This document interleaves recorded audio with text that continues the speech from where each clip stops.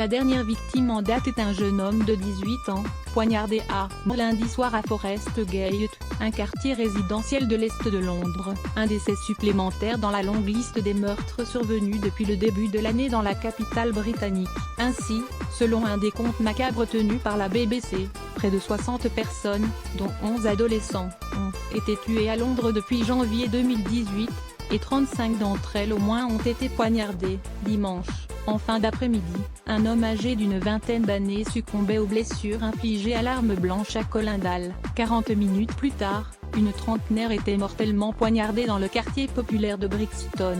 Dans cette dernière affaire, la Metropolitan Police a précisé à la BBC qu'il s'agissait d'un incident domestique et pas d'une épidémie de crimes au couteau. Car les médias britanniques s'inquiètent depuis plusieurs semaines de l'insécurité. New York, dont la population est comparable à celle de Londres, serait désormais une ville plus sûre que la capitale britannique. Lire aussi plus grand que le neveu d'Elizabeth hurlait poignardé à Londres. Il est vrai qu'en février, souligne la BBC, la police new-yorkaise a traité 11 homicides, contre 15 à Londres. En mars, l'écart est moindre, 22 meurtres à Londres, 21 à New York.